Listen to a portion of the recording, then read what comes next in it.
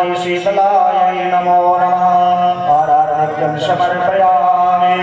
यानि कानि च पापानि जन्मान्तरकृतानि च तानि सर्वाणि नाशन्तु प्रदक्षिणां पदे पदे। मन्त्रपुष्पाञ्जलिः।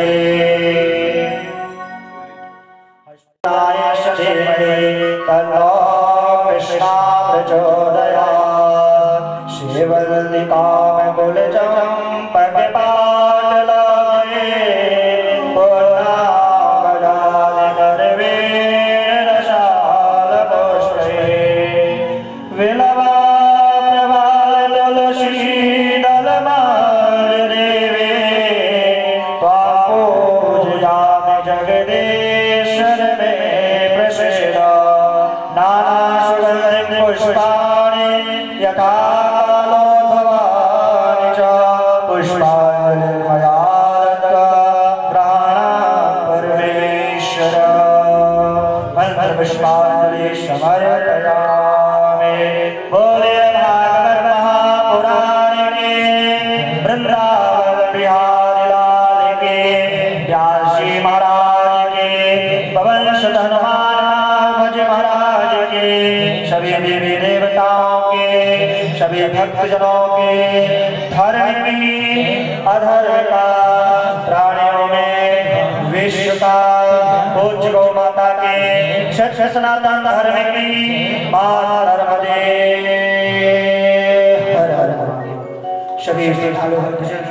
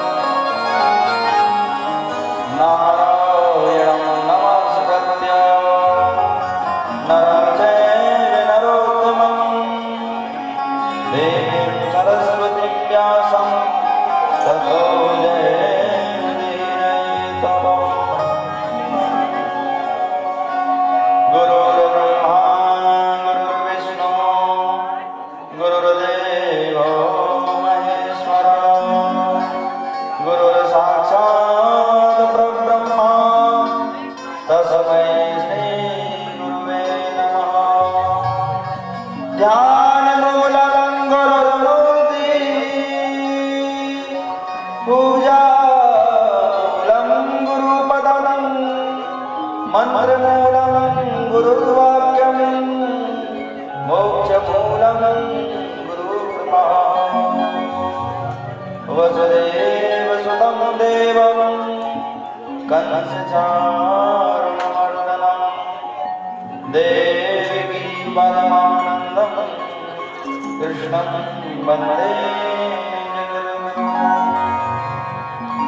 सच्चिदानन्दरूपाय विष्णुपत्यादेहे तमे पापत्रयविनाशाय श्रीकृष्णाय राधा मेरी स्वामी मेरा देवी गोदान जन्म जन्म मोहि दीजियो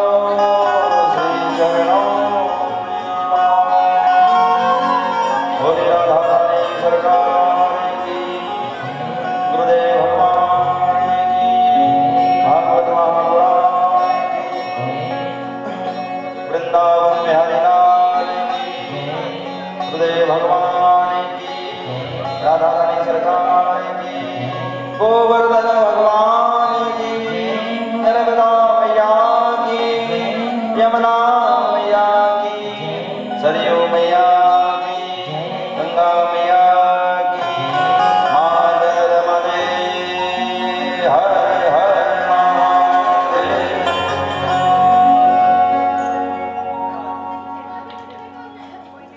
परम मंगलमय परात्पर अखिलेश्वर अकारणय वरुणालय भक्तवांछित कल्पतरु श्री पीतांबरधारी का वांगमय सप्ताहिक श्रीमद्भागवत ज्ञान यज्ञ की आज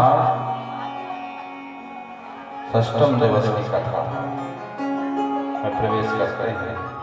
भक्ति ज्ञान वैराग्य का ये महाचरित्र जीवन के उद्धार के लिए भगवान की शरणागति को प्राप्त करते हुए मोक्षदायिनी कल्पवृक्ष के छाया को प्राप्त करते हुए अपने जीवन में भगवत कृपा प्राप्त करेंगे और भगवान धाम से भगवान के चरणों में बैठकर केवल ही प्रार्थना करते हैं, हे प्रभु आप सबके जीवन का कल्याण करें। और जब हम सब आपके धाम में पहुंचे तो आप हम लोगों को पहचान देना कि हम भी आपके भक्त हैं और उद्धार करते हैं और कुछ नहीं चाहिए। कहते हैं श्रीमद्भागवत कथा के षष्ठम दिवस जो है ये भागवतकारों ने कहा है कि भगवान आज इस चरित्र को बखान करते हैं सुखदेव जी परीक्षित जी को।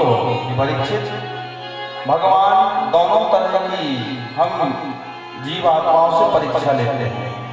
पहले तो हमें अपना बनाते हैं और हमें अपने पास इतने नजदीक बुला लेते हैं, बहुत निकट प्रेम हो जाता है और फिर धीरे धीरे भगवान भक्तों से दूर भी हो जाता है। आज यही होना है। आज ब्रजवासियों से कितना प्रेम किया भगवान ने, यशोदा मैया से कितना प्रेम किया और आज धीरे धीरे भगवान सबसे दूर चले जाएंगे।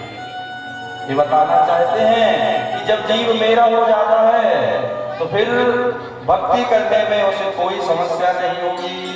भगवान तब तक पास में है जब तक प्रेम समर्पण पूर्ण रूप से हम नहीं कर पा रहे हैं, तब तक तो भगवान हाथ में है। जब देख लिया लगन लग गई है इसकी और मुझसे जुड़ गया है तो धीरे धीरे भगवान वही है, लेकिन अपना स्थान और अपना चरित्र का निर्माण जब भगवान जिस तरीके से हम भक्तों को अपने पास बुला लेते हैं और फिर आज दूर भी की परीक्षा भी लेते हैं। कैसा तो नहीं कि दूर जाने से भक्ति कम हो जाए। तो आज ठाकुर जी का षष्ठम दिवस, आज हम सब मिलकर प्रवेश करेंगे। हमारे दूर दूर अंचल से पधारी माताएं बहनें भाई बंधुजन और परीक्षित रूप में बैठे मान्य श्री अजय पवार जी श्रीमती ऋतु पवार जी और समस्त पवार परिवार, हमारे संगीत पार्षद जन, आज संगीत में सारे भरपूर हो गए, आज भंडार हो गया। और हमारे आचार्य, हमारे श्री माननीय आनंद प्रकाश जी और आशीष जी और आयुष जी, बड़े भक्ति इस महायज्ञ में सबका तब सहयोग हुआ। हमारे रईस भैया जी और हमें मीठी मीठी भजनों का मीठा मीठा संगीत प्रदान कराने में भूमिका निभा रहे हैं हमारे रईस भैया। और आप सब प्यारे प्यारे भक्त, कहते हैं भागवत एक जन के अकेले से नहीं होते, 7 लोगों का साथ चाहिए, है ना। अकेले कोई चाहे कि हम अकेले सुनते हैं, हम अकेले सुनाते तो नहीं होने वाला। जब तक सुर संगीत श्रोतागण, परीक्षित जी, व्यास जी, आचार्यगण, और जब तक के सारे लोग एकत्रित नहीं होंगे तब तक इसमें रस आने वाला नहीं। तो रस कब आता है? जब आप सब एकत्रित हो जाते हैं। तो आप देखो आज इतने सारे बात लग गए, कहाँ कहाँ से भगवान बना लिए। आज बांसुरी वाले भी आ गए हैं, बोलने लगे हम रोज चाहते हैं कि ठाकुर जी की हाजिरी लगाना है। हमने कहा आ जाओ आज, तो आज आ गए। तो उनको भी एक अच्छा माइक दे दें, वो भी बीच बीच में अपनी हाजिरी ठाकुर जी के चरणों में लगाएंगे। तो कहने की बात है, हम सब मिलकर भगवान से चरणों में शीश झुकाकर प्रार्थना के साथ श्रीमद् भागवत कथा में प्रवेश करते हैं और भगवान से निवेदन करते हैं कि प्रभु आप अपने दया दृष्टि सदैव बनाए रखना। बोलिए भागवत भगवान की। श्री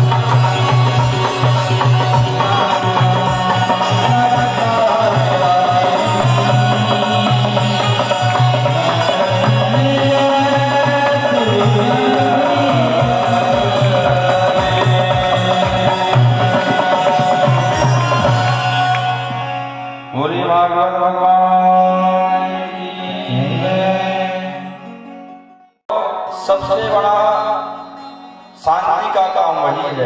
यज्ञ कहते हैं संपन्न वही है जिसमें कोई भी विघ्न ना आए। समझ लीजिए कि भगवान साक्षात इस यज्ञ में अपना साथ दे रहे हैं। तो आज हम भगवान श्री हरि की कृपा से 6वें दिवस पर प्रवेश करेंगे और ऐसे ही सब लोग प्रार्थना करते हैं, इतने भक्त हैं कि प्रभु आपकी कृपा जन्म जन्मांतर तक बनी रही। कहते हैं भागवत जी की कथा एक बार अगर जीवन में आश्रय मिल जाए तो इस युग का, इस संसार का तो जो है हम बड़े आनंद के साथ जीवन व्यतीत करेंगे, लेकिन जब यहाँ से जाएंगे इसका और ज्यादा आनंद हमारे जीवन में प्राप्त हो जाता है। इस संसार में किसी की भी आवश्यकता नहीं पड़ती और भगवान एक बहुत अच्छी जगह जीवन हमें प्रदान करा देते हैं। भागवत जी की महिमा बहुत बड़ी बताई है। सुखदेव जी कहते हैं परीक्षित, कल भगवान श्री हरि ने ब्रज में बहुत बड़ी लीला कर दी भक्तों के उद्धार के लिए, भक्तों के जीवन के कल्याण के लिए। क्या किया भगवान ने कल ब्रज में गोवर्धन जी को स्थापित कर दिया। भगवान ये बताना चाहते हैं कि जब इन भक्तों को मैं मिल गया हूँ तो यहाँ वहाँ भटकना बंद कर दें और मेरा ही एक विग्रह मैं जो यहाँ स्थापित कर रहा हूँ ये हमेशा गिरिराज की रक्षा करें। और क्योंकि आज भगवान के गिरिराज स्थापना करने के 2 उद्देश्य थे। पहला कौन सा? पहला उद्देश्य था कि भगवान ये बताना चाहते हैं कि आज मैं ब्रजवासियों के बीच से चला जाऊंगा और आज मैं जाऊंगा, जिनकी रक्षा कौन करेगा। तो आज ठाकुर जी बताना चाहते हैं कि यहाँ पर मैं गिरिराज जी स्थापित करके जाऊंगा ताकि मेरे भोले वाले भक्तों का हमेशा मैं किसी न किसी माध्यम से ध्यान रख सकूं। तो आज गोवर्धन में 7 वर्ष के कन्हैया ने 7 दिन तक गिरिराज को धारण किया रहा। कहते हैं पिता गुरु तुम जगदमधीशो दुरतये काल पादंडः हिताय स्वेच्छान्वी समीहसे मां विदो जगदीश मानिनामो। भगवान आज कहते हैं इंद्र ने गलती तो की है, छोटी नहीं बहुत बड़ी गलती की है। इंद्र ने भी की और ब्रह्मा जी ने भी की। अभी भगवान कहते हैं ब्रह्मा जी से तुमसे तो हमेशा बाद में करेंगे। जब पता है गोवर्धन जी की इतनी बरसात हुई, इंद्र ने सारी मेघमालाओं को आदेश दे दिया था कि जितनी क्षमता है आपके अंदर आज पूरी बरस जाए ब्रज में। कहते हैं लेकिन एक बूंद का पता नहीं चला, पानी इतना गिरा गया कहाँ पता नहीं चला। भगवान ने अगस्त जी को आदेश दे दिया। कहते हैं अगस्त जी को आदेश दे दिया और कहा कि देखो मैं जब राम था मैंने आपको बहुत सारा भोग अर्पण किया था और इतने पदार्थ खाए थे अगस्त जी ने कि सबने कहा भैया भोजन इतना लग रहा है तो पानी कितना लगेगा। भगवान ने कहा अगस्त जी चिंता नहीं करना, मैं कृष्ण बनूंगा तो आप प्यास भी बुझा दूंगा। आज अगस्त जी को निवेदन किया आप आ जाओ। कहते हैं एक जगह विराजमान कर दिया, जितना ब्रज में जल वर्षा हो रही है ये सब आपको पान करना है। तो आज एक तरफ दर्शन चक्र लगा है सुखाने के लिए और एक तरफ से शेष नाग ने पूरे ब्रज को बंद कर दिया, डैम बन गया और जितना पानी एकत्रित हो रहा है अगर कभी पान कर रहे हैं। ये देखिए आज इंद्र समझ गए कि कौन है नीचे ब्रज में और कोई नहीं। मुझे लगता है मेरे प्रभु पहुंच गए हैं, ये मुझसे क्या गलती हो गई।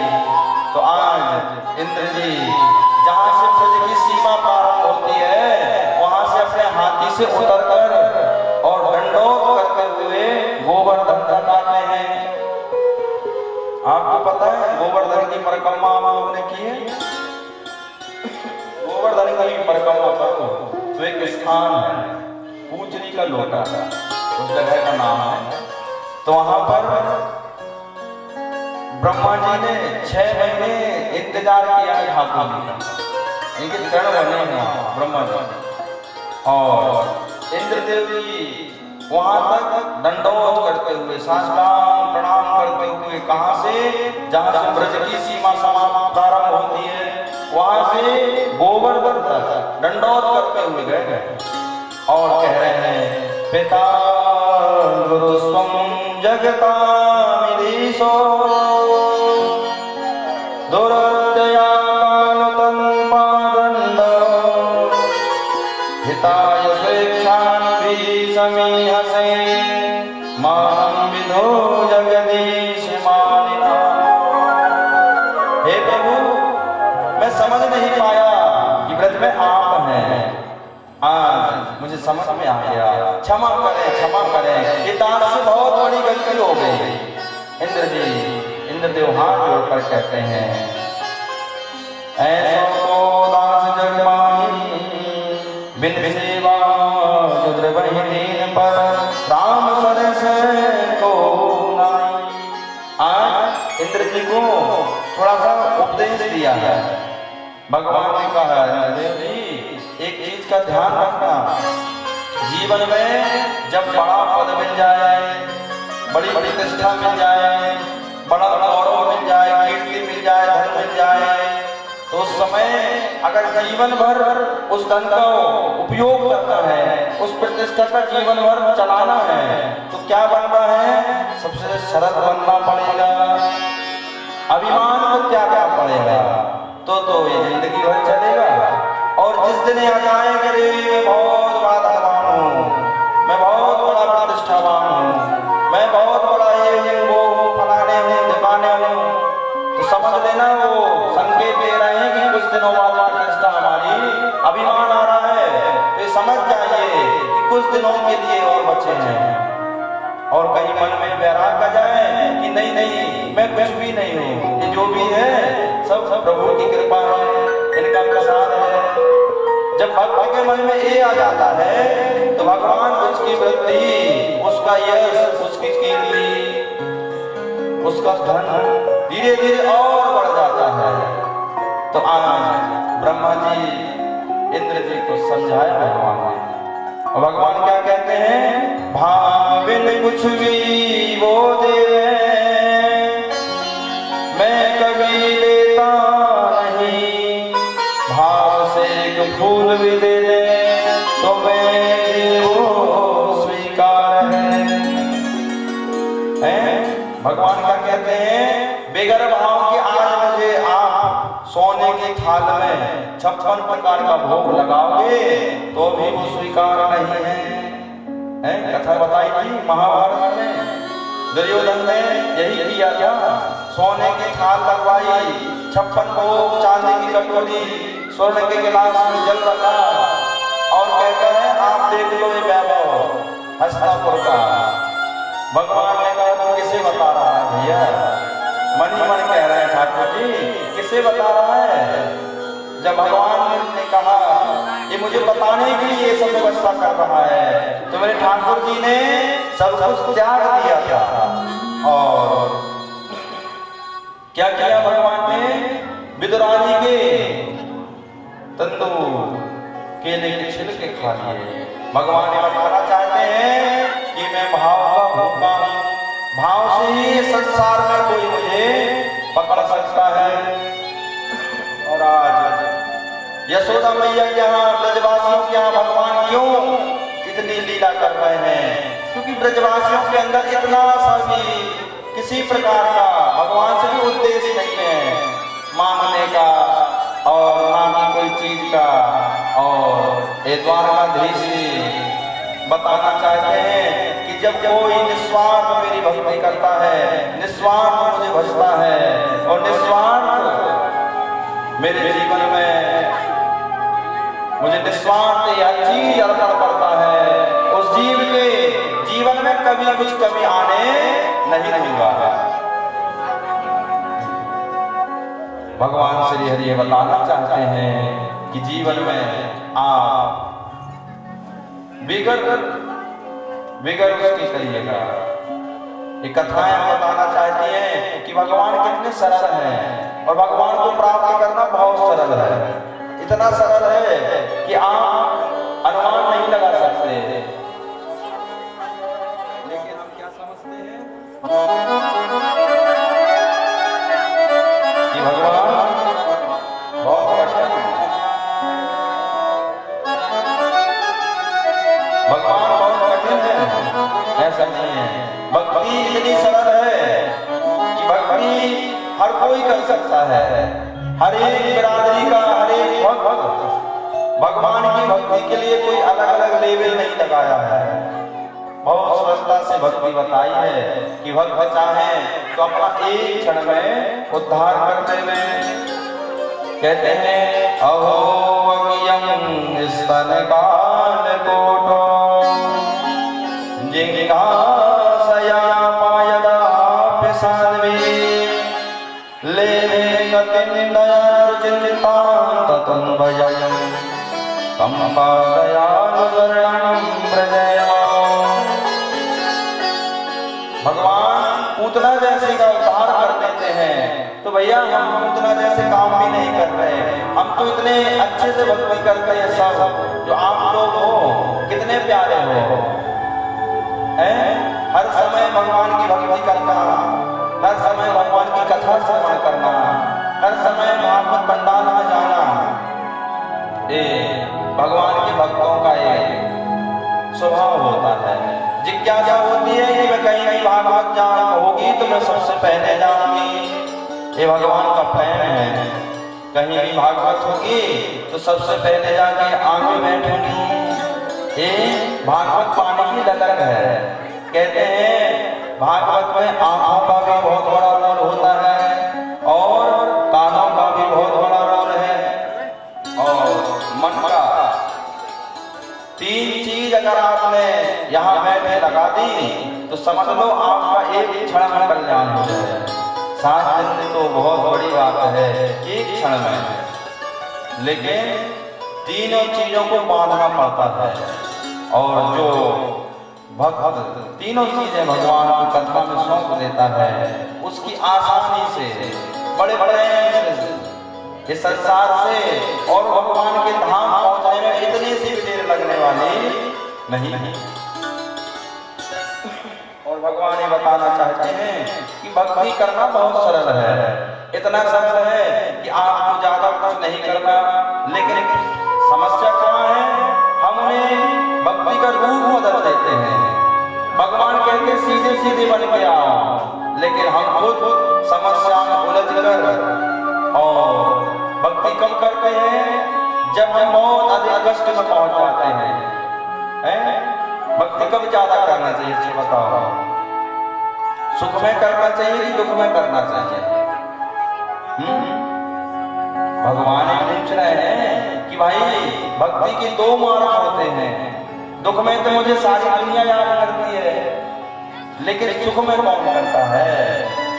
सबसे बड़ा क्वेश्चन सुखदेव जी परीक्षित जी से कहते हैं, परीक्षित जी संसार में अगर जो मानव सुख में भगवान की भक्ति करते तो उसके जीवन में दुख आने वाला नहीं है। और दुख भी आएगा तो सुख बन के आएगा, सुख का एक रूप लेकर आएगा। और उस जीवन में जब दुख आएगा तो भगवान एक मुझे शक्ति दे देगा और उस दुख से मैं लड़ लूंगी। कितनों के जीवन में दुख आए, ये भागवत दुख से भरी पड़ी है। आप किसी का भी चरित्र उठा के देख लो भागवत जी में, बिगर दुख के कल्याण नहीं हुआ है। अरे जितने शुद्ध भक्त हैं भगवान के, उनके ऊपर दुख बहुत आए हैं। दुख आ जाए तो समझ लो परमात्मा हमारी परीक्षा ले रहे हैं। और दुख की घड़ी में दुनिया के साथ नहीं देते भैया, ये सच्ची बात है। रात भर हॉस्पिटल में बैठना है और अपने से कहो 1 दिन 2 दिन घंटे 2 घंटे सब खड़े हो जाते हैं। लेकिन जब जैसे ऐसी स्थिति बन जाती है तो उस समय सिर्फ परमात्मा ही याद आता है। प्रभु अब आप ही हो जो मेरा कुछ अगर सहयोग कर दिया, साथ दे दिया, तो क्षण भर में मेरा दुख दूर हो जाए। कहते हैं सुख के सब साथी दुख में ना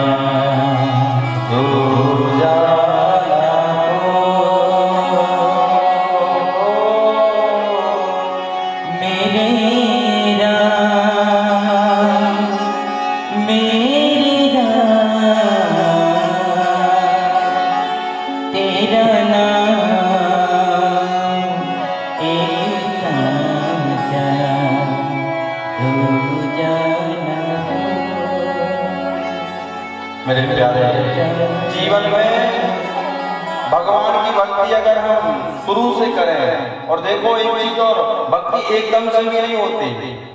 आपको स्कूल जाना है और 1 वर्ष स्कूल जाना पड़ता है, 365 दिन, फिर एक एग्जाम होता है तिमाही, है ना, फिर 3 महीने बाद एक 6 माही, और जब 6 माही दे देते हो और दोनों का रिजल्ट जब देखा जाता है कि हाँ ये मजबूत है, और फिर वार्षिक होता है, और वार्षिक जब होता है तो वार्षिक में उत्तीर्ण कब होते हैं, जब ये 2 जगह पास हो जाते हैं। डायरेक्ट वार्षिक दे दो काम खत्म, ऐसा नहीं होता। तो भगवान यही कह रहे हैं कि भाई भक्ति के भी अलग अलग चरण है, भक्ति बचपन से करो। जितने भी लोगों ने भगवान को पाया है बचपन से ही लगे हैं, तब उनको कोई को 5 वर्ष में, कोई को 7 वर्ष में, कोई को 16 वर्ष में, इसके पहले भगवान मिल गए। और हमारे जीवन में हम कहाँ पहुंच गए, अभी तक तो समझ में नहीं आ रहा है कि कुछ हो रहा है कि नहीं। क्यों? क्योंकि हमारी भक्ति में अधिकतर 99% स्वार्थ छिपा हुआ है, इसलिए वो भक्ति समझ में नहीं आती। और जिन भक्तों के जीवन में स्वार्थ नहीं है और शुद्ध शुद्ध भक्ति है, उनके जीवन का देखो चकाचक होगा। आप मानो या न मानो, आपके जीवन में अगर स्वार्थ के बगैर भक्ति है तो आपके जीवन में चकाचक होगा।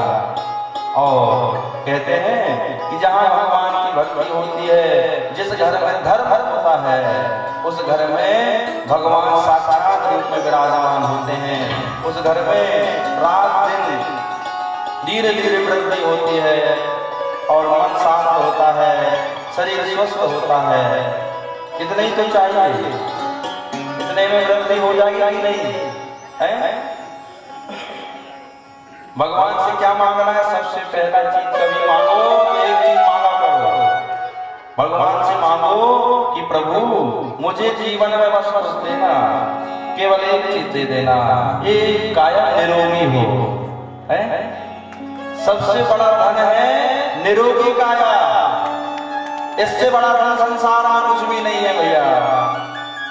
समस्त सामग्री घर में भरी पड़ी है और एक भी चीज का आनंद नहीं ले पा रहे हैं। एसी लगा है तो उसका आनंद नहीं ले पा रहे हैं, सामग्री खाने की रखी है उसको भी नहीं छू पा रहे हैं, बड़े बड़े सब संसाधन कर रहे हैं, आनंद नहीं ले पा रहे हैं। तो इसका मतलब क्या है? भगवान तो पूर्ण कृपा हमारे जीवन में कर रहे हैं, लेकिन शरीर साथ नहीं दे रहा। अब क्या करें? तो भगवान से कहें कि प्रभु आप केवल हमें देना, तो केवल निरोगी काया देना। निरोगी काया सबसे बड़ा धन है। और फिर दूसरा धन कभी मांगना, दूसरी चीज मांगना। भगवान से कहना अगर मेरे जीवन में कोई संतान, मेरे जीवन में पुत्र पुत्रियां हों तो उनको योग बना दे, और उनके लिए धन मत मांगना, योग्यता मांगना। योग्यता उनके जीवन में है तो कहीं भी कुछ भी कर सकती हैं। और आप उनके लिए धन भर के रख दो और योग्य नहीं बना पाए तो फिर देखो क्या होता है। फिर वहां कौन बन जाता है? धुंधकारी बन जाता है। वहां प्रहलाद नहीं बनने वाला, क्योंकि प्रहलाद के लिए पहले से तैयारी करना पड़ता है। कयाधु ने बचपन से ही प्रहलाद जी के ऊपर निगाहें रखी, एक एक दिन भक्ति के साथ गुजारा और धुंधकारी ने बचपन से ढील डाल दी। धुंधली ने धुंधकारी के लिए, मम्मी मुझे चाहिए, आओ बेटा ले ले, मुझे ये जाना है, मुझे ये खाना, मुझे ऐसा करना है, सब कुछ करके चलो। लाड़ना पतो दोषना, दो चीज बताएं यहाँ पर। 5 वर्ष तक बच्चों को खूब लाड़ करो, 5 वर्ष के पहले तक वो समझदार नहीं होती, इसलिए लाड़ देना जरूरी है। 5 के बाद समझदारी आने लगती है। फिर क्या चाहिए? प्रतो दोषना, हर समय उनकी नहीं चलेगी भैया। तुम्हें समय से स्कूल जाना है, समय से उठना है, समय से भोजन करना है, समय से अगर मैं कुछ भक्ति कर रहा हूं तो मेरी बात में बैठना है, ये प्रतो दोषना है। समय से मैं कथा सुनने जा रही हूं तुझे भी चलना है, डांट के बैठा, यहीं बैठेगा तो कहीं नहीं जाएगा। कहते हैं 3 घंटे में एकाध काम की चीज उसकी आ गई तो ग्रहण कर लेगा। बच्चों की मेमोरी हमारी ज्यादा हमसे तेज होती है। आप देखना बच्चों के साथ में कभी कोई चर्चा करो, आप भूल जाओगे, बच्चे नहीं भूलते। वो 1 साल बाद भी कहते हैं मम्मी तुमने पिछली बार ऐसा ऐसा बोला था, हमारे जन्मदिन में आपने कहा था अगर तुम्हारे नंबर आ जाएंगे तो साइकिल दिवाएंगे। बोलता है अब दिवाओ, मेरे नंबर आ गए।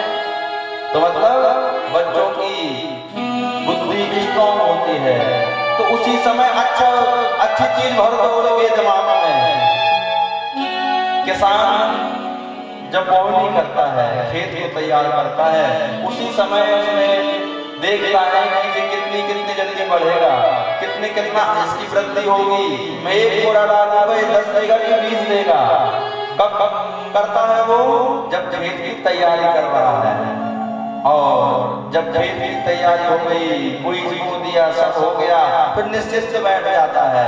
फिर बस थोड़ा उसमें धीरे धीरे मेहनत करता है और धीरे धीरे धन आता रहता है समय पर, और फिर धीरे धीरे वो फसल बढ़ जाती है।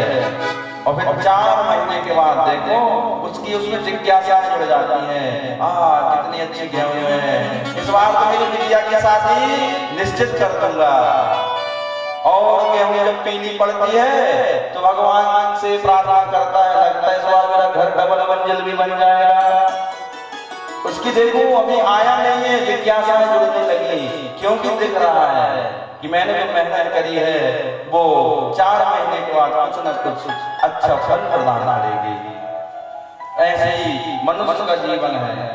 आप समय पे जब अच्छा धीरे धीरे भक्ति का बीज अपने अंदर, अपने बच्चों के अंदर संस्कार के डालोगे तो निश्चित रूप से जब वो बड़े होंगे उनके साथ में तो वो आज्ञाकारी बनेंगे, वो धर्म को मानने वाले बनेंगे।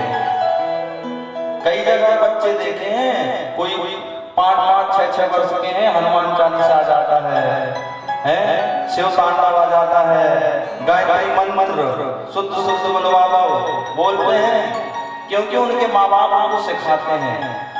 और कई जगह ऐसे 20-20 साल के हुए हैं, उनसे पूछो भैया हनुमान चालीसा कुछ है जीवन में? बोले ना कुछ नहीं है। 20 साल के हो गए, 4 तो लाइन में याद कर पाते हैं। तो मतलब क्या है कि शुरू से ही भक्ति की ओर नहीं गया और अब पेड़ बड़ा हो गया है, अब मुड़ने वाला नहीं है, अब तो वो झुकने वाला भी नहीं है। और इसलिए जीवन में शुरू से ही भगवान की भक्ति करना है तो एक चीज का ध्यान रखना, बचपन से ही इस ओर चले जाना। यहाँ भगवान कहते हैं कि मैं इतना सरलता से अपने भक्तों का कल्याण करने वाला हूँ कि आपने कभी सोचा भी नहीं होगा। लेकिन हम बहुत बड़े बड़े साधना करते हैं फिर भी भगवान को नहीं पा रहे। भक्त हमारे पग धरे वहां धरो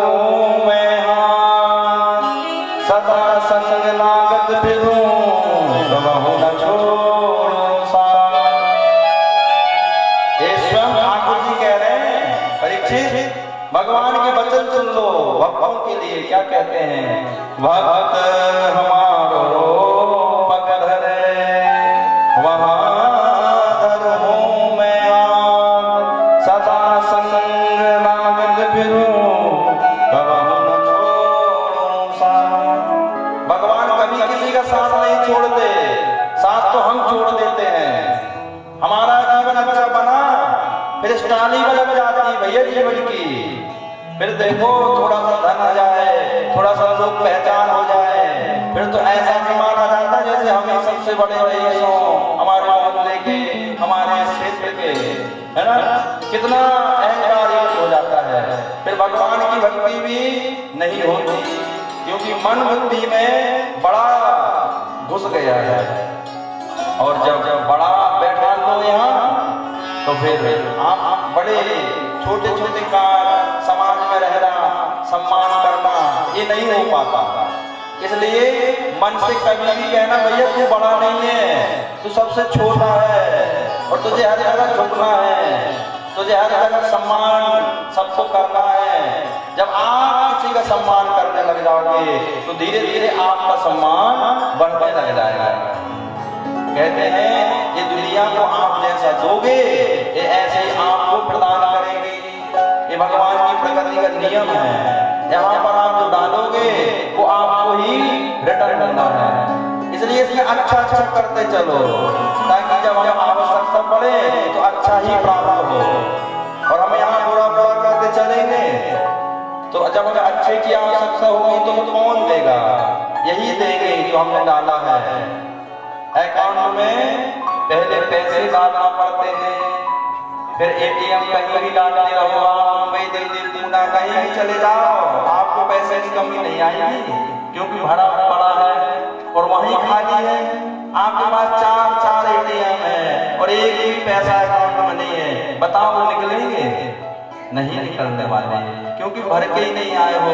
तो ये भागवत कह रही है कि नाम भगवान का इतना ले लो जीवन में कि आपको कभी आवश्यकता पड़ जाए उसे मांगने की तो ये संकोच ना करें, एक क्षण में आपका कल्याण कर दें। नहीं नहीं, ये मेरे भक्त हैं, इनने एक बार बोला है, इनका काम होना चाहिए।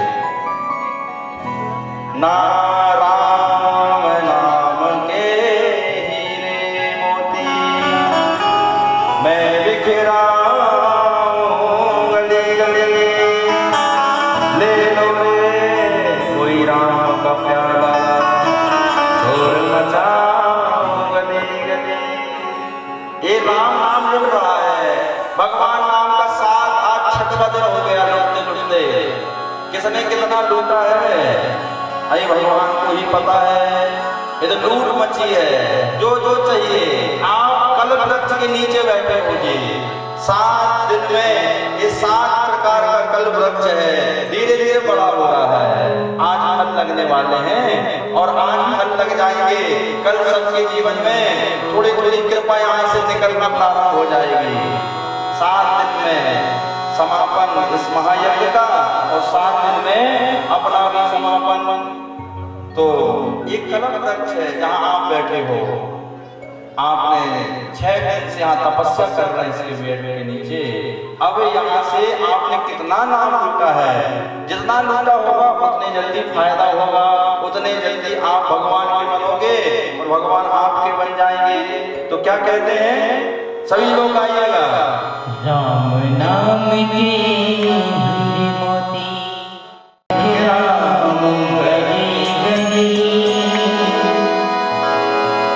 राम नाम के हीरे मोती मैं बिखरा हूँ गली गली, ले लो कोई राम का प्याला शोर मचाओ गली गली।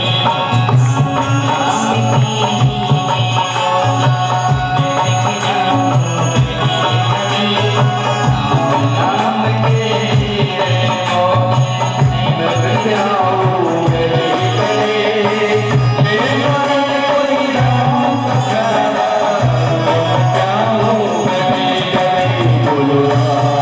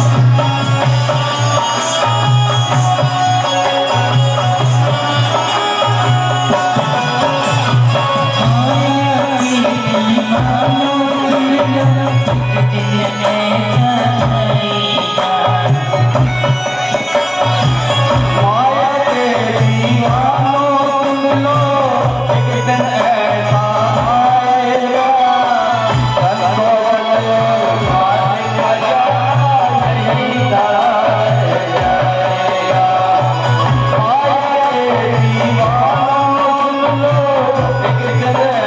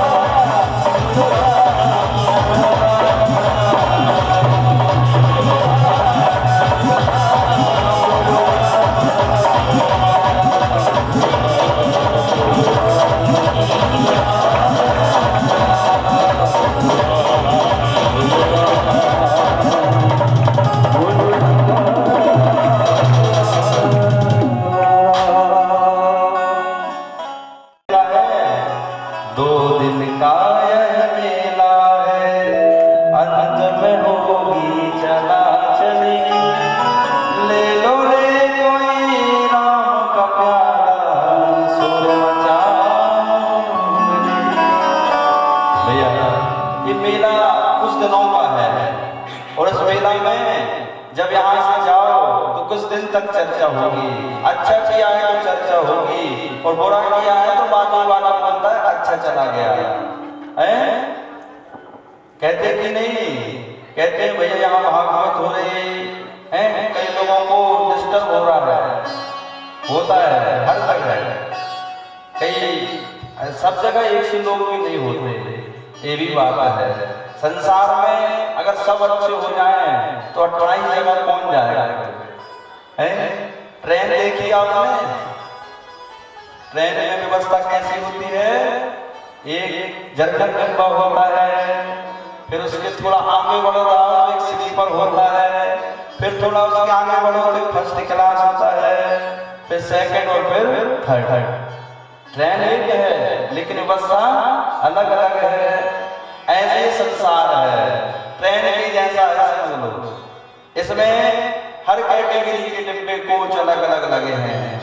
अब आपको कौन से कोच की यात्रा करना है ये आपके ऊपर है। इस सीट बैठ के जाना है तो थोड़ा सा मोटी टिकट कटती है और पहले से कटती है। तत्काल में कोई व्यवस्था नहीं है।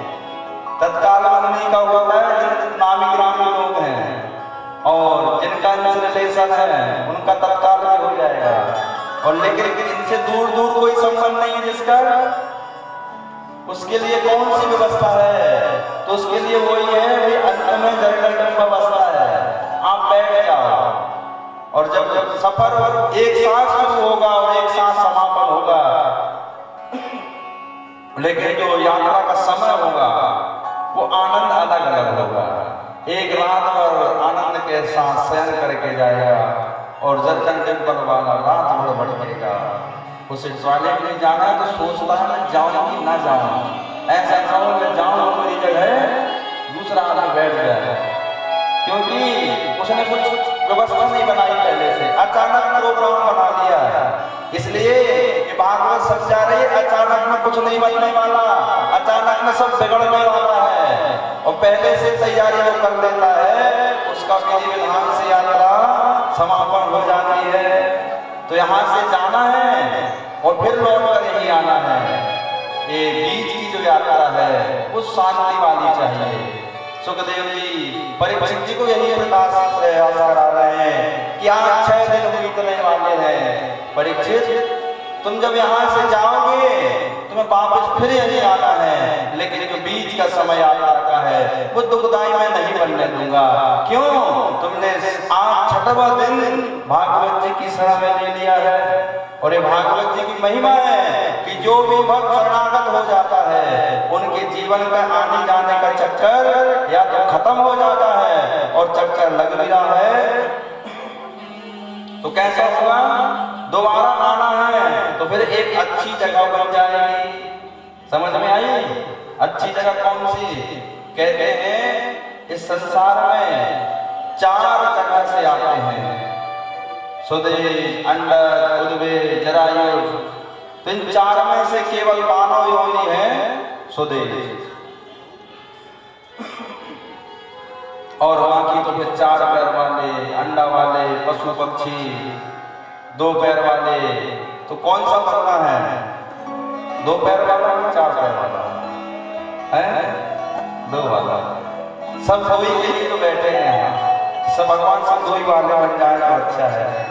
तो भगवान कहते हैं कि 7 दिन जो मेरी प्रेम के साथ भक्ति कर लेता है उसकी मैं दुर्गति नहीं होने देता। और ये भागवत साक्षी है, जिन जिन ने संसार में भागवत को शरणागति दी है, भागवत जी से संबंध बनाया है, भगवान श्री हरि को अपना बनाया है, तो भगवान ने उसकी दुर्गति नहीं होने दी।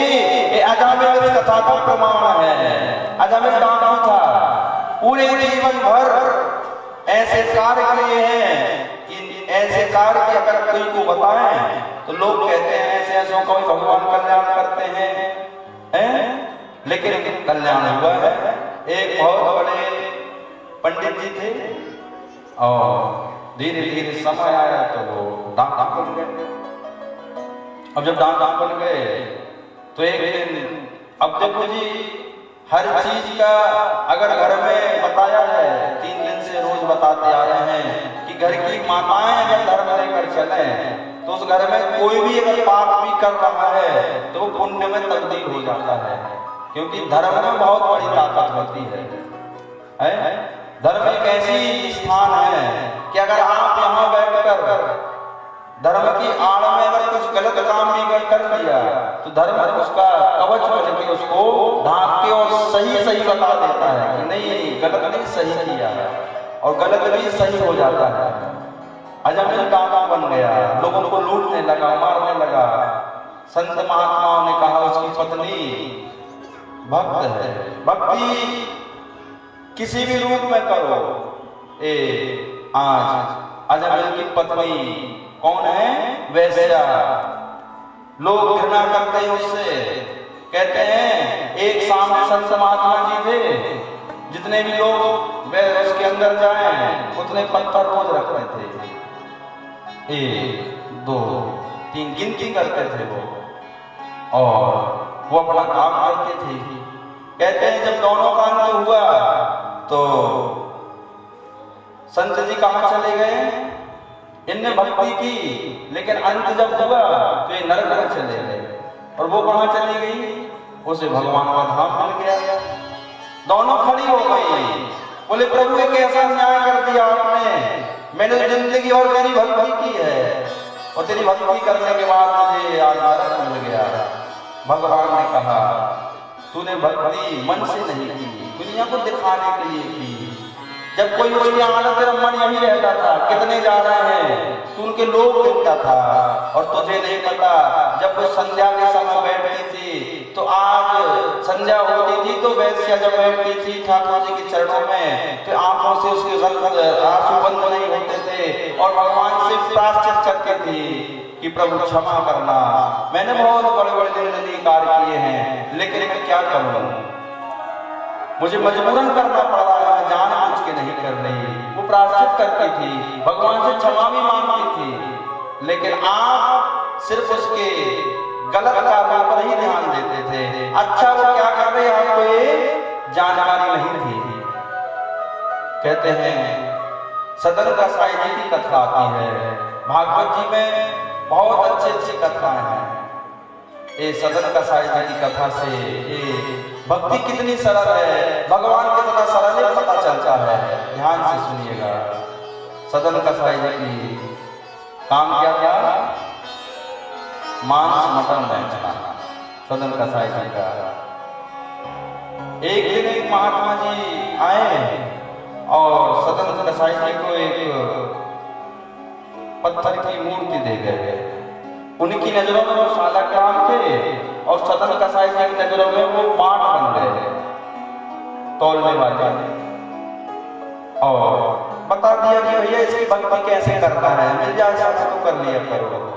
कहते हैं आज जब वो उसको तराजू पे रखे, एक तरफ अपना सामान और एक तरफ शालग्राम जी को, तो धीरे धीरे अब उनसे प्रेम बन गया। सदन कसाई जी का वो पत्थर से, शालग्राम से प्रेम हो गया। प्रेम कैसा हुआ? धीरे धीरे उनको अपना बनाने लगे। धीरे धीरे बताया ना कि एकदम से कोई नहीं बनता, धीरे धीरे सब हो जाता है।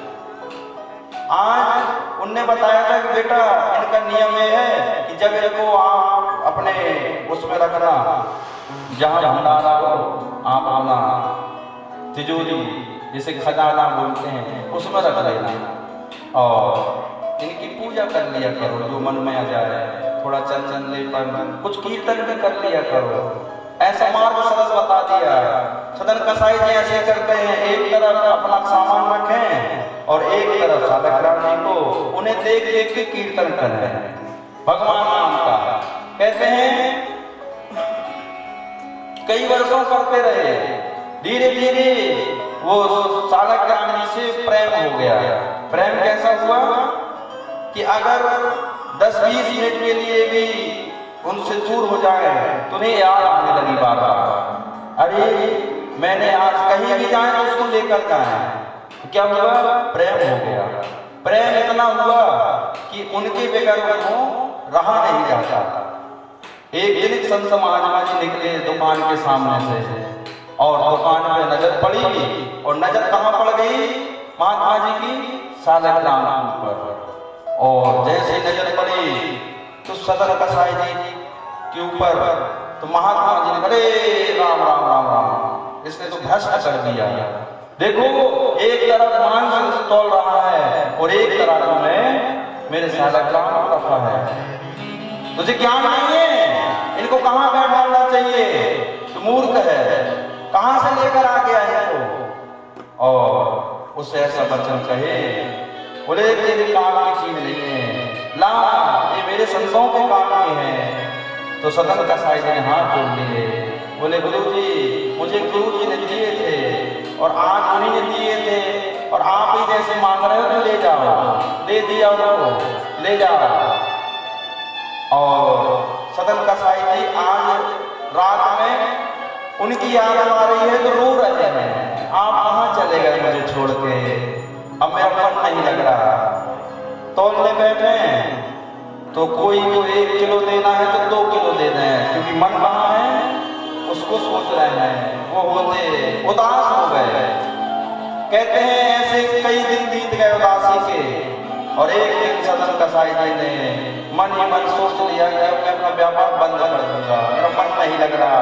रोने लगे सालग्राम की याद कर करके। वहां वो साधु महात्मा जो ले गए, वो उनपे जल चढ़ावे, दूध चढ़ावे, पंचामृत चढ़ावे, भोग लगावे, तुलसी पत्र चढ़ावे। एक दिन महात्मा जी रात में सो रहे हैं और ठाकुर जी ने उनसे कहा कि मुझे कल सवेरे वहीं छोड़ के आ जाना तुम, अगर तुमने मुझे वहां नहीं ले गया तो सोच लेना। भगवान ने जब ऐसा कहा तो महात्मा जी खड़े हो गए। अरे बोले आप क्या कह रहे हो, उसके पास ले चलो। बोले हाँ, बोले वो मेरी याद कर करके रो रहा है, मुझे जाना है। अरे उनके पास पता है प्रभु काम कौन सा कर रहा है, भगवान ने कहा उससे कोई लेन देन नहीं है, तो प्रातः काल मुझे उनके पास छोड़ आना। कहते हैं मनी मन सच महात्मा जी कह रहे हैं, मैं इन्हें चढ़ा रहा हूँ, पंचामृत चढ़ा रहा हूँ, भोग लगा रहा हूँ, माला पहना रहा हूँ, और वहां जो एक तरफ अकेले बैठने के लिए तैयार है। आज इस संत की बात पल्ले नहीं पड़ी कि आगे हो गया ऐसा। और भैया सवेरे सवेरे संत महात्मा जी को लेकर आए और कहा भैया ये सालग्राम जी आपकी याद में रो रहे हैं, आप इनकी सेवा आप ही करो। सदन कसाई जी ने कहा क्या कहा, रो रहे हैं? कहते हैं सदन कसाई जी ने निर्णय ले लिया कि आज के बाद मैं ये धंधा बंद कर दूंगा, मुझे कोई काम नहीं करना। गुरुजी से कहा गुरुजी ये रहते कहाँ हैं, आप उनका पता बता दो। कहते हैं गुरुजी ने कह दिया ये कहाँ रहते हैं, बोले जगन्नाथपुरी में रहते हैं। आज बाहर सदन कसाई आज अपनी भक्ति में अपने मन में भगवान श्री हरि का व्यापार स्थापित कर लिया और निकल गए जगन्नाथ जी की यात्रा में। आज जगन्नाथ जी की यात्रा में सदन कसाई निकले तो रास्ते में पैदल जा रहे थे, तो रास्ते में रात हो गई, विश्राम करने के लिए रुक गए। और जब विश्राम करने के लिए रुके तो जिस घर में रुके वहां पर एक पुरुष और एक स्त्री थी। अर्धरात्रि में पहुंचे तो पुरुष सो रहा था, वो स्त्री जाग रही थी। इनको देखकर, अब सदन कसाई जी बहुत सुंदर थे, हष्ट पुष्ट थे, अच्छे थे, तो इनको देखकर वो इनके ऊपर मोहित हो गई और इनसे कहा, इनने कहा कुछ समय मुझे अगर विश्राम करने की जगह मिल जाए तो मैं कर दूं। उसने कहा ठीक है, तो इनको अंदर बुला लिया और अंदर विश्राम करने लगे। कहते हैं रात्रि में वो सदन कसाई जी के पास में पहुंच गई और कहने लगी आप मेरे साथ में आ जाओ। इनने मना कर दिया, बोले क्या कर रही हो, अरे आप घर में पति है और आप एक बार मुझसे कह रहे हो, मैं काम करने वाला नहीं हूँ, मुझे पाप में मत डालो, मुझसे अधर्म मत कराओ। कहते हैं उसने कहा तुम्हें पति का डर लग रहा है, तुम्हें पति को अभी मार दूंगी। और गई और अपने पति का सिर कलम किया और उठाकर ले आई। अब तो डर खत्म हो गया पति का, अब तो जो मैं कह रही हूँ वो करो। सदन कसाई ने कहा मैं कुछ नहीं करूंगा, भाग जाऊंगा। बोले तू भाग के दिखा। अगर तू यहाँ से भागा और मैंने शोर मचाया, देखो इसने मेरे पति को मार दिया और मेरे पति को मार के मेरे साथ गलत काम करने के लिए कहा और मैंने नहीं कर दिया, तो ये भाग रहा है। भक्ति के पथ पे चलोगे तो ऐसा नहीं है कि मुसीबत ना आए, बहुत बड़ी बड़ी आएंगी, ध्यान रखना। सदन कसाई जी का विश्वास नहीं टूटा, बोले तू चिल्ला ले, मचा शोर कितना मचाएगी, और जो तू कह रही वो मैं कभी नहीं करूंगा। और सदन कसाई जी बाहर खड़े हो गए, उसने सब जगह शोर मचाया, सवेरे सवेरे पूरा काम इकट्ठा हो गया। सारे लोगों ने कहा इसने कर्म बहुत बुरा किया है, इसे दंड देना चाहिए। कौन सा दंड दें? तो कुछ समझदार लोग थे, बोले इसे मृत्यु दंड ना दो, इसके जो हाथों से इसने काम किया है इसके हाथ काट लिए जाए। सदन कसाई जी ने बिगड़ सबसे सजे एक बार में हाथ आगे बढ़ा दिए, बोले हाथ काट दो। काट दिए गए, उनके दोनों हाथ काट दिए गए। अब देखिएगा भक्ति की और भगवान की, ये मैं जो बता रहा हूँ ये साक्षात घटना बता रहा हूँ, कोई कहानी नहीं है, ध्यान से सुनना।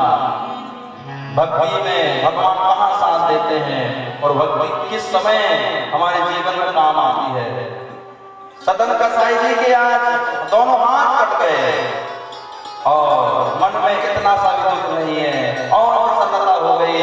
वाहे प्रभु तेरे पास में आ रहा हूँ, आज तूने अपना जैसा बना दिया, तेरी भी हाथ नहीं है और मेरी भी हाथ नहीं है, आज तेरी और मेरी जोड़ी मिल रही है। और प्रसन्नता के साथ जगन्नाथ धाम की यात्रा में गए। धीरे धीरे जब जगन्नाथ जी के पास पहुंचे और प्रातः काल भगवान का श्रृंगार चल रहा है, उसी समय सदन कसाई जी पहुंच गए मेन गेट में। भगवान श्री हरि ने वहां के जो सेवादार थे उनसे कहा कि देखो मेरी पालकी लेकर जाओ और जो मेरे भक्त आ रहे हैं, इन भक्तों में मेरा एक भक्त आ रहा है, बहुत खास भक्त है, उसे यहाँ अंदर लेकर आओ। तो भक्त कौन था अरे समझे नहीं, अरे बोले लाखों लोग आ रहे हैं, मैं किसको लेकर आऊं? कहते हैं जगन्नाथ जी ने कहा जो मेरी पालकी है वो पालकी लेकर जाओ, और मेरा भक्त जो आ रहा है उसके दोनों हाथ कटे हैं, हाथों से रक्त बह रहा है, फिर भी उसके मुखमंडल में प्रसन्नता है, उसको लेकर आओ। कहते हैं पार्षद निकल पड़े जगन्नाथ जी की यात्रा में, देख रहे लाखों लोग खड़े हैं, कोई नहीं दिख रहा है। जब बहुत दूर दृष्टि पड़ी तो सदन कसाई जी दोनों हाथ ऊपर उठाए, धीरे धीरे धीरे लाखों की भीड़ में शामिल हो गए। भक्तों को ये पार्षदों की नजर पड़ गई, अरे लग रहा है वही वक्त है भगवान का, पालकी लेके पहुंच गए और हाथ जोड़ के कहा आप इस पालकी में बैठिएगा। सदन कसाई जी नहीं नहीं मैं पैदल चला जाऊंगा, बस थोड़ी सी तो और दूरी रह गई है। नहीं नहीं बोले बैठना पड़ेगा। उनको बिठाया गया पालकी में और पालकी से कहाँ लेकर आए, जहां आज तीनों विग्रह बैठे हैं, सुभद्रा जी हैं, बलराम जी हैं और ठाकुर जी हैं, सामने खड़ा कर दिया। जगन्नाथ जी को देखकर सदन कसाई जी रो रहे हैं, आज तेरी और मेरी जोड़ी एक सी हो गई। वाहे प्रभु तूने मुझे आने में इतनी सी तकलीफ नहीं करने दी, और तू कितना बड़ा दयालु है, इतना सब हो गया फिर भी तूने मुझे अपने धाम बना लिया। कहते इतनी बात कर रहे थे, इतने में वो विग्रह से भगवान निकल पड़े और खड़े हो गए और जाकर सदन कसाई को अपने गले से लगा लिया और कहते हैं उससे कहा दोनों हाथ ऐसे कर।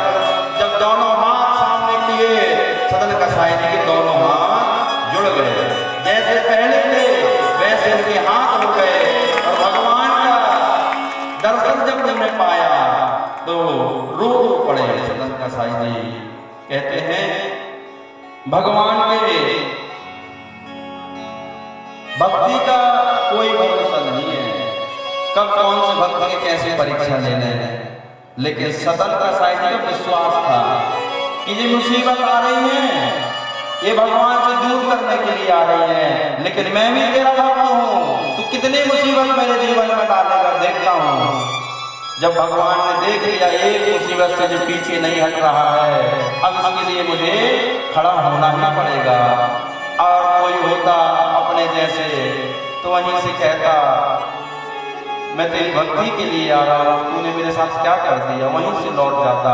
लेकिन सदन कसाई जी का विश्वास था कि मैं जिसके यहाँ जा रहा हूँ वो मुझे स्वीकार जरूर करेगा। कहते हैं आप आज भी जाएंगे जगन्नाथ धाम, जगन्नाथपुरी, तो एक जो कथा बताई है ये आज से 2,500-3 हजार वर्ष पहले की कथा है।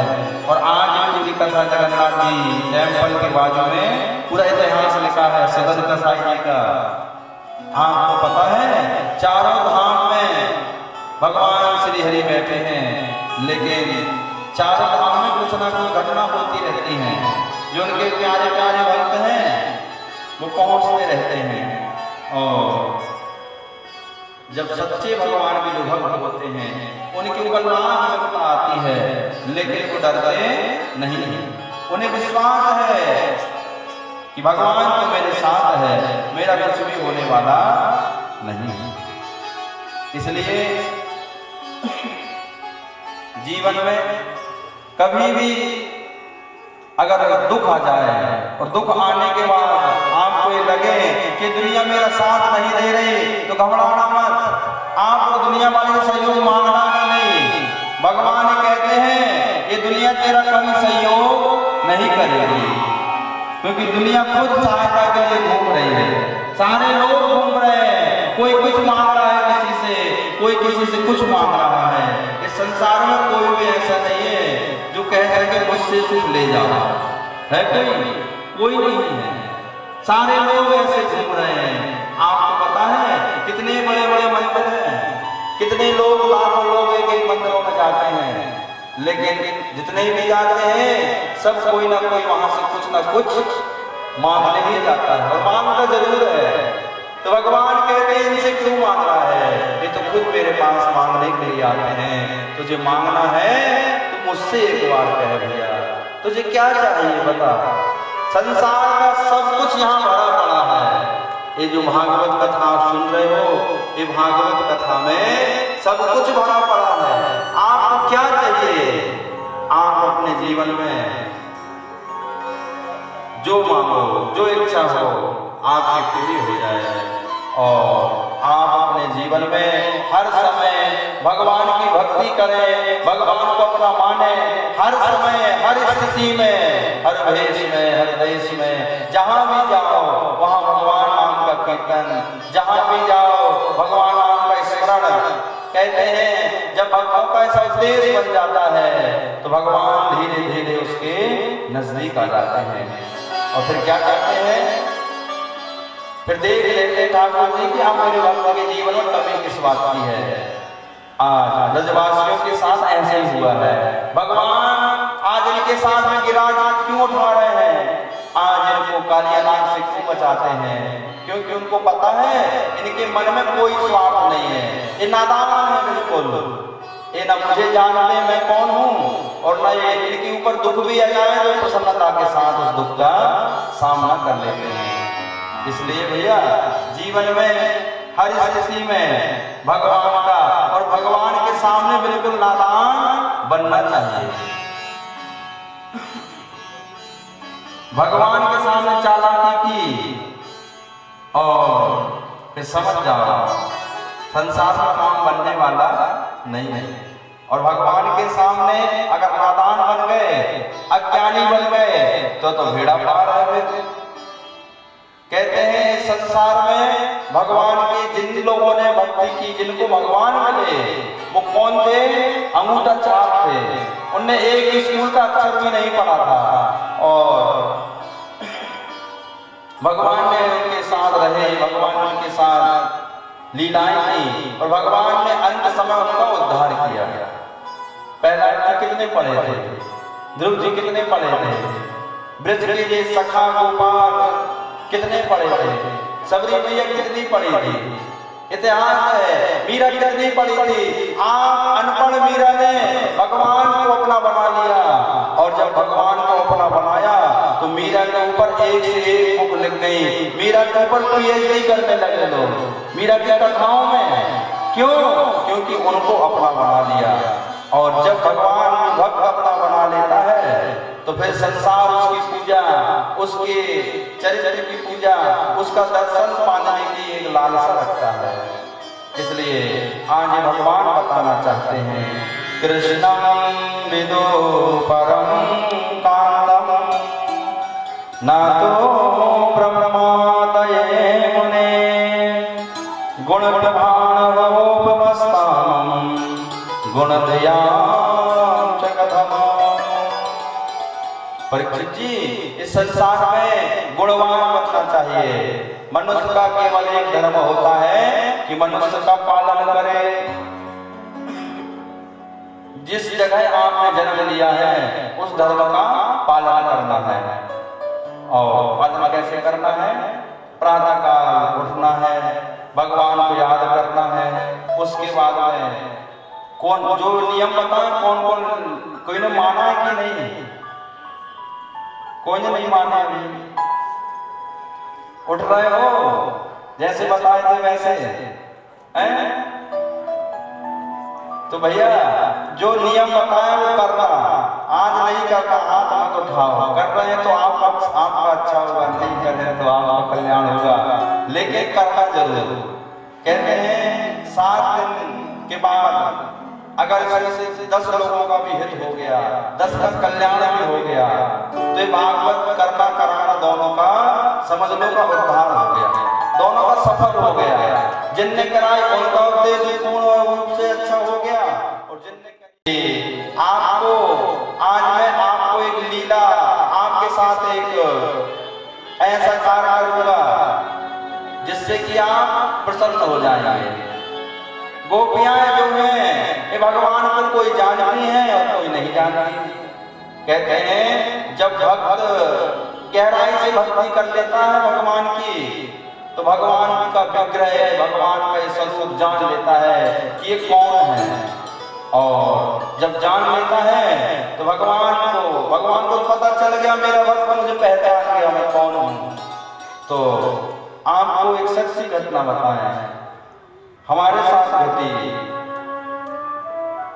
हम लोग रामेश्वरम गए और रामेश्वरम में जिस ट्रेन में रिजर्वेशन था वो छूट गई।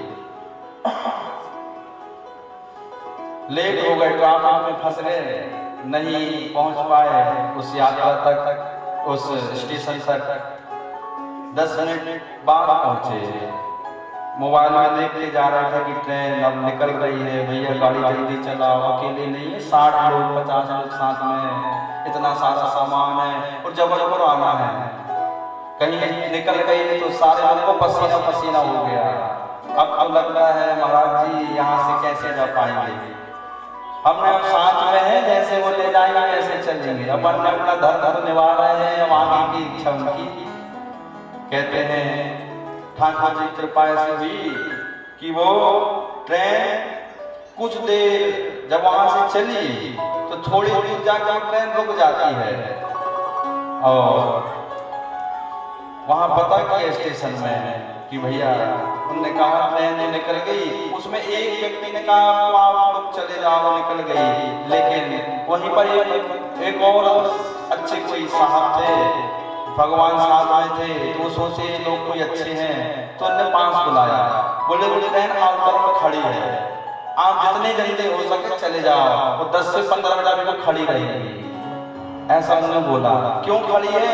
बोले उसमें कोई लगेज रह गया है, किसी का लगेज, कोई सरकारी कुछ जाना रहा, वो पूर्ण रूप से पूरा नहीं रख पाए हैं, वो रखना बाकी है। आप लोग अगर 15 मिनट 10 मिनट में वहां पहुंच गए तो बैठ जाओगे।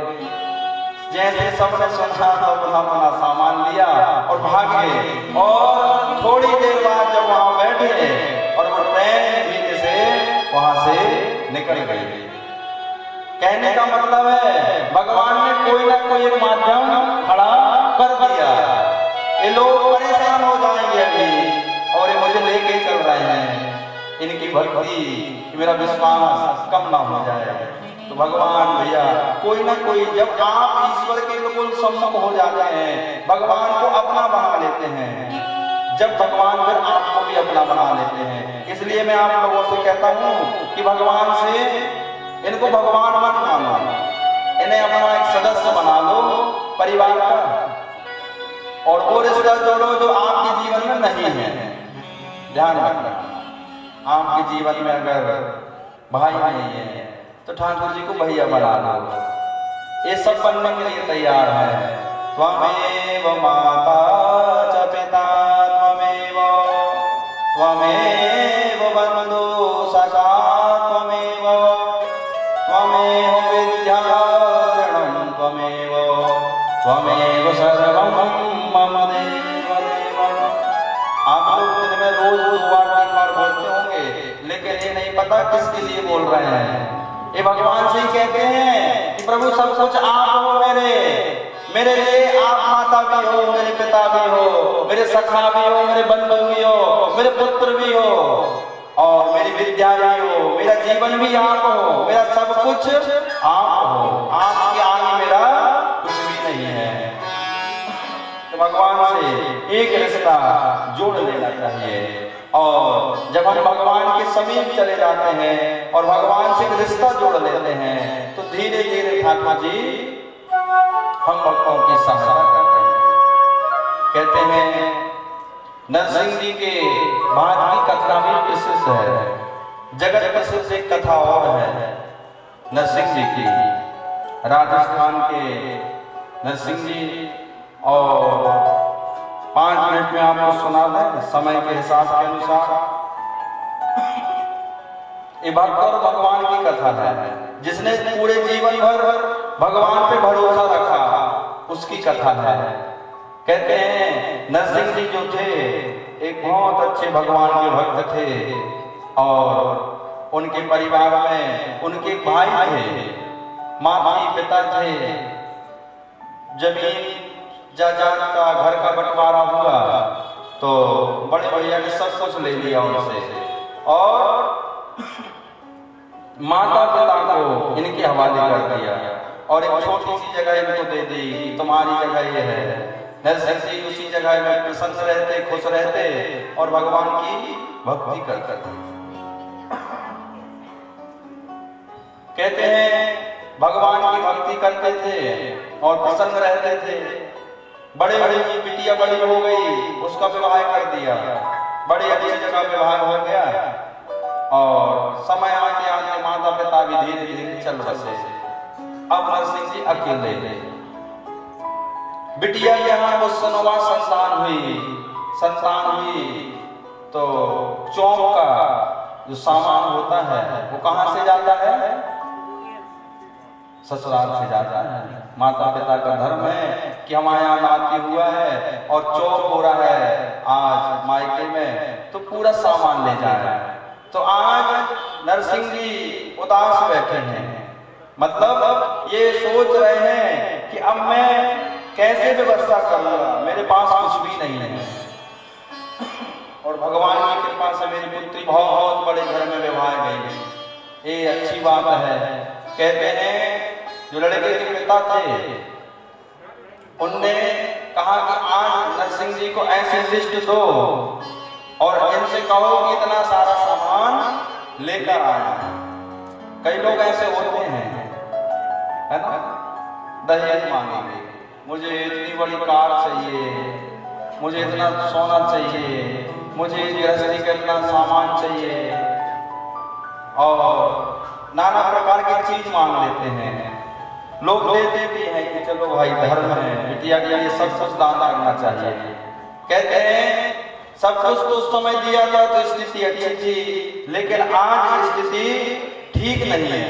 आज अकेले नरसिंह जी हैं और आज भगवान है साथ में। समय सबका एक सा नहीं रहता भैया, कभी अच्छा कभी बुरा, कभी अच्छा कभी बुरा, ये जीवन का उतार चढ़ाव रोज लगा रहता है।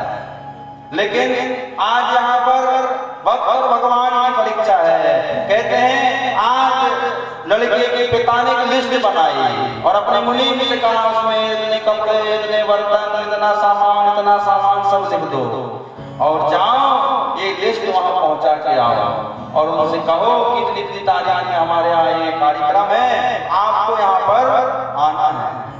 बिटिया को जब पता चला तो बिटिया जो है वो आज दुखी हो रही है कि मेरे पिता कहाँ से लाएंगे। बार बार इशारा कर रही है मुनीम जी से कि मुनीम जी आप तो समझा सकते हो, आप तो जानते होती हैं वो पिता की बहुत बड़ी भक्त होती हैं और पुत्र जो होते हैं माता के भक्त होते हैं। और आपके घर में अगर कहीं बिटिया है तो ये बहुत बड़ा सौभाग्य मानना चाहिए और भगवान की एक बहुत बड़ी कृपा समझना चाहिए कि आपके घर में एक बिटिया जो थी कम से कम। कहते हैं बिटिया जो है ये और पुत्र में दोनों आवश्यकता है, लेकिन दोनों में बहुत फर्क है। पुत्र से आप रात में कहोगी मैं फलाने तकलीफ में हूँ, दर्द हो रहा है, मुझे अस्पताल ले चलो, तो वो किसी न किसी प्रकार से टाल देगा। और आपकी बिटिया दूसरे घर में है और उसी रात में कहीं फोन लगा दिया कि बिटिया तेरे पिता की तबीयत ठीक नहीं समझ में आ रही, तो बिटिया ये कहेगी माँ तू फोन रख, मैं अभी 2 मिनट में तेरे पास पहुंच रही हूँ। वो दूसरे घर से इस घर में आ जाती है और जो ऊपर सो रहा है वो ऊपर से नीचे आने वाला नहीं, वो कहेगा कल दिखा देंगे।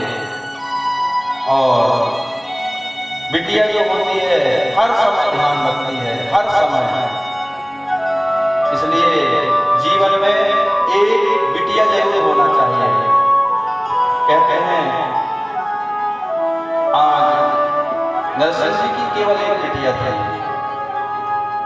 और नरसिंह जी को बार मुनीम जी से कहती है आप तो मेरे पिता की स्थिति जानते हैं, आप मत जाइएगा, मेरे पिता कहाँ से अपना सामान लाएंगे। ऐसा बार बार जब उन्होंने कहा, लेकिन आदेश था। तो आज नरसिंह जी के यहाँ पर लिस्ट पहुंच गई और जब लिस्ट गई